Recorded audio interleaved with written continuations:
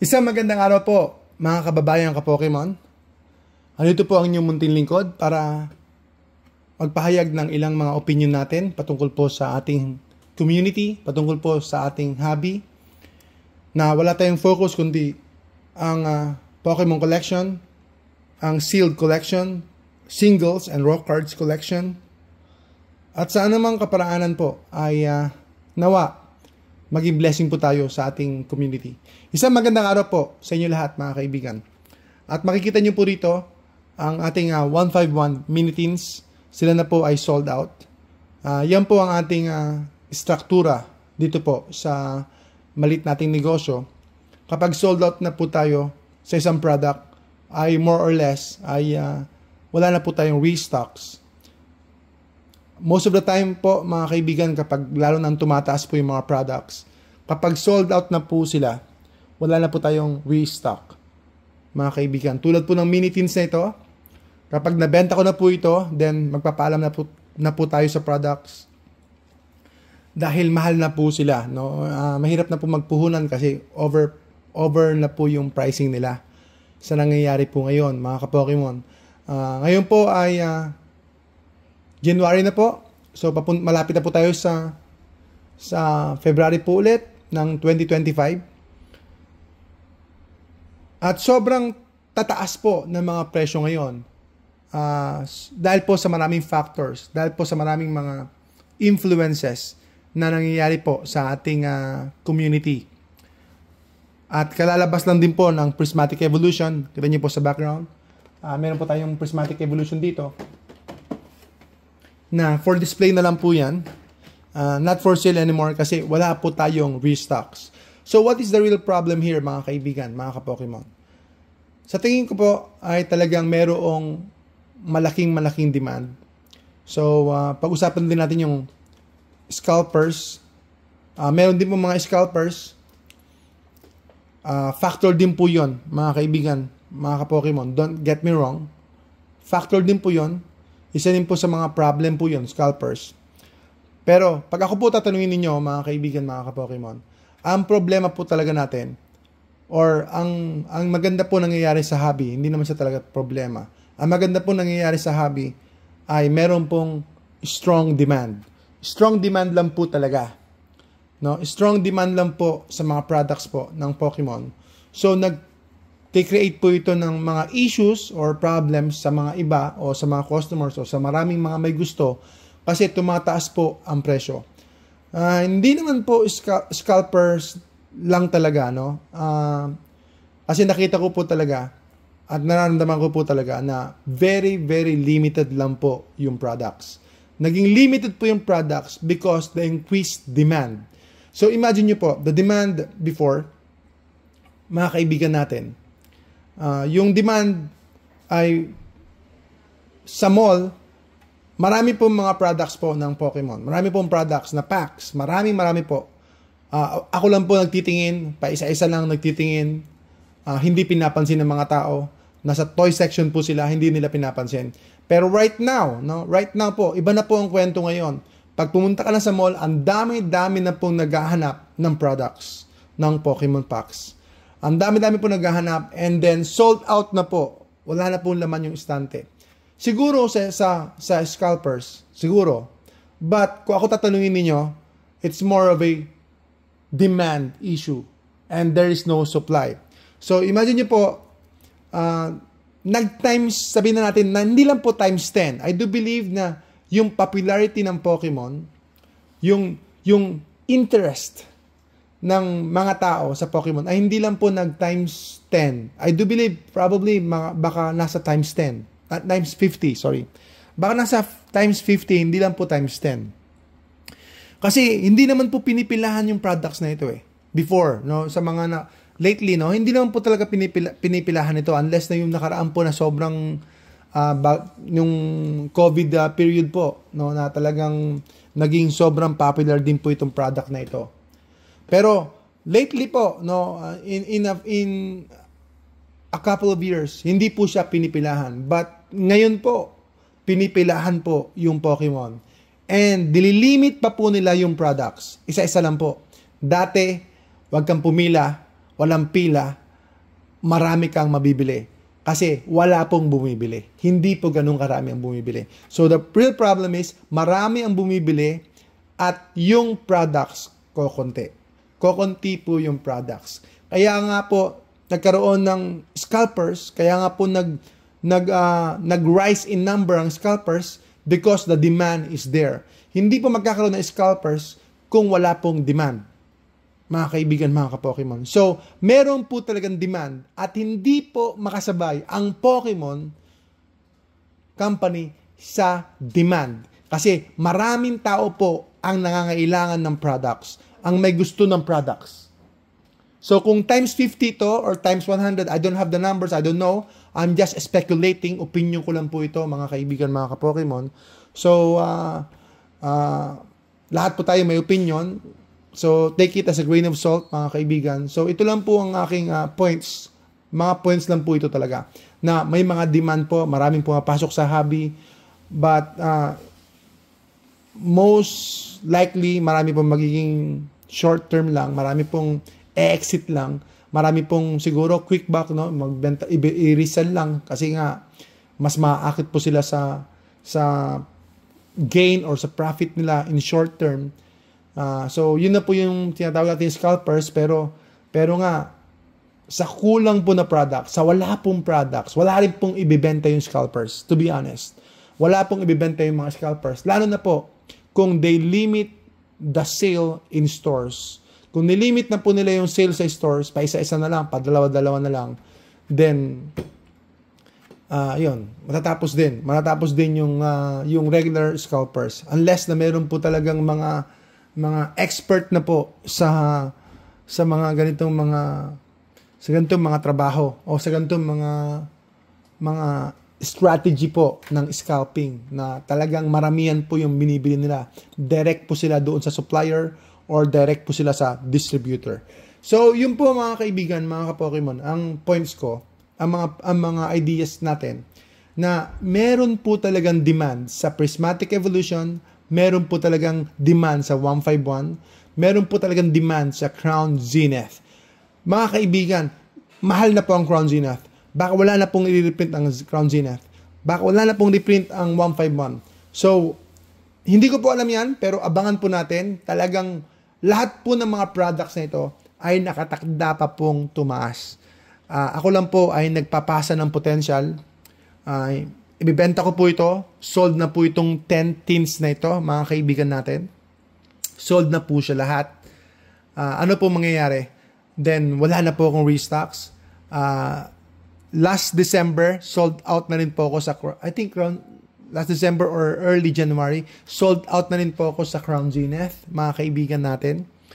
Sold out na po ako sa Crown Zenith product. So, I'm hoping na mayroong darating na iilang ETBs. Pero more or less, magiging personal collection na po ito. So, wala na pong pupuntahan yung mga products na yan, kundi pataas. Dahil wala na po ako personally na makukuhanan ng mga products na yan. Siguro yung iba na talagang huge stores, no? Yung mga meron po silang direct supplier. Then sila po siguro nakapag-stash ng maraming mga products. But for me, I have none. Ano lang po, small time lang po tayo. Kokonti lang po. Kaya kapag sold out na po, then yun na po. Kita niyo po yung Evolving Skies natin, nag-iisa lang po yan. Panghuli ko na pong binili yan. Ito po, yan po, mga kaibigan, itong Charizard EX na ito, dalawa lang po yan. So, poster natin, iilan lang po yan. Ang Zapdos natin, pa yung Zapdos. Nabenta may Zapdos? Ayan. Zapdos. Meron po tayong Zapdos. Sold na rin po yung Zapdos natin na 1 box na lang po. So, we won't have any restocks. Based po sa memory ko, kasi ako pong bumili ng mga restocks. Based po sa memory ko, wala na po akong restock ng Zapdos. So, this is my last batch.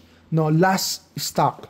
So, imagine nyo po, wala na akong ibibenta nito sa February, wala na akong ibibenta nito sa March, wala na po akong ibibenta nito sa April, May, so and so forth. Sa year 2026, wala na po. So, yung mga customers po, kayo po, kung hobbies kayo, collector, or sealed investor, or what sort, no, ano pong path ninyo, ano pong way na pupuntahan niyo kung dito po sa hobby na ito, kung ano pong gusto niyo. Kung it's a mixture or hybrid of collector and investor, bahala po kayo. I think, no, kung meron po kayong budget and when you have the chance, then you have to buy it now. Bumili na po kayo ngayon. Lalo na po sa products ng 151. If you're asking me, 151, Crown ZNF, Sword and Shield products. For sure po, ay tataas po ang mga presyo ng mga yan. Ako naman po, mga kaibigan, ay naniniwala sa mga products na ito. In a way, ay meron tayong experience sa mga products na ito. And over time, tumataas po talaga ang presyo. Imagine nyo po, chinek ko po yung ibang mga messages ko sa mga customer natin. Ang Obsidian Flames po, ay last December, ngayon po January pa lang po. January 20? Anong date niya? 21? Ito po, Obsidian Flames. Ito po ay 3,000 lang po ito last December, first week of December. Ngayon po, nasa third week of January na po tayo.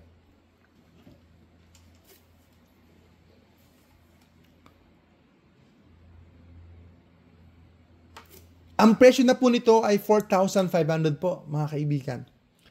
Yan na po ang benta natin. At by next week or by February, baka iba na naman po ang presyo nito. At wala na po tayong stocks. Wala na po akong stocks, mga kaibigan, mga ka-Pokemon.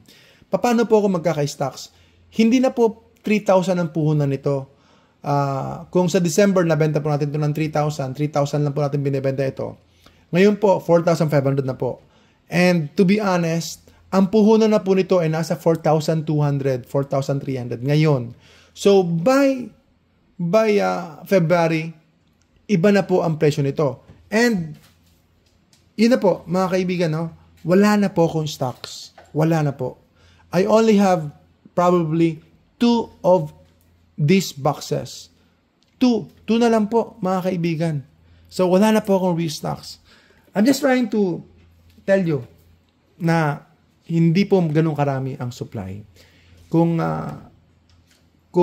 marami po ang supply, magbabalance out po yan.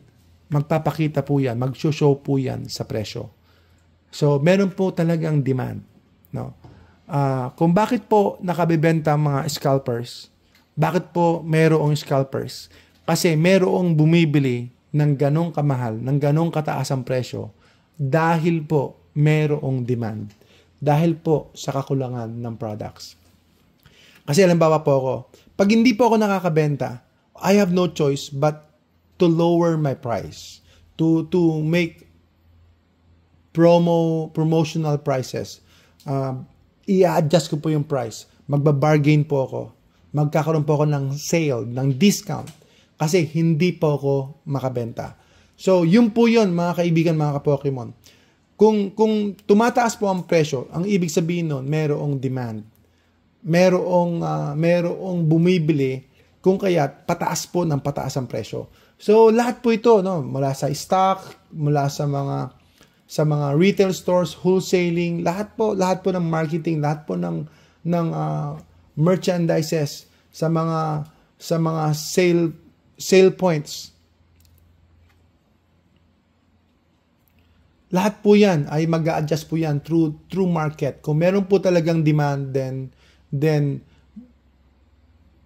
liliit po yung supply and then maaaring magtaas po ang presyo. Pero kung wala pong demand, babagsak po ang presyo. So, yun po, mga ka-Pokemon, yun po ang nangyayari. We're just hoping na sana naman ay kung merong mga papasok sa hobby, sana mag-long term po sila. Kasi kapag short term po sila ay magkakaroon po ng shake up sa community. May shake up po ang community. Magkakaroon po ng trouble sa community dahil papasukin po tayo ng mga consumers na magpapataas na ng presyo but they have no interest in the hobby.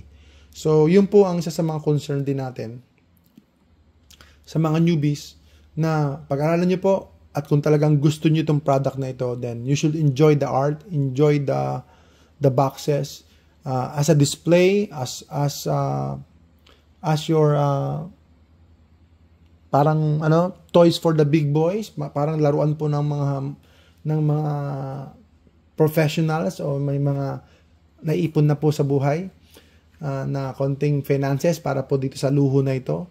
So, kailangan natin yung serious collectors, serious investors, serious hobbies po sa community. Kasi kapag may mga papasok lang na susubukan lang nila o interested lang sila dahil for reselling, then madidisrupt po yung hobby. Ang maganda dito, ang gusto natin dito, yung hindi po sana madismaya yung mga customers or mga papasok sa hobby na ito. But it's going to be rough dahil some of the cards and most of the boxes are getting more expensive. Getting more expensive because it is getting more popular. Popular po sa mga genuine hobbies na papasok sa collection na ito. And then pati rin po yung mga shallow-minded na interested po sa easy gain, sa short-term profiteering. Ayan po mga kaibigan, mga ka-Pokemon. Sana ay maintindihan po ng bawat isa yung hobby na ito para ma-appreciate po natin lahat at makabuo po tayo ng strong hobby, ng strong community po dito po sa Pilipinas. Kaya po magsusuportahan po tayo, seller, buyers, collectors, investors, resellers, importers, lahat po ng parts ng community natin. Kailangan lang po tayong magtulungan, magsuportahan. Andito po ang inyong munting lingkod, ang inyong kababayang ka-Pokemon, ang Jesra Trading. Andito po kami, mga kaibigan natin. At Mission Impossible po tayo. Mission Impossible, mga kaibigan. Salamat po, mga ka-Pokemon.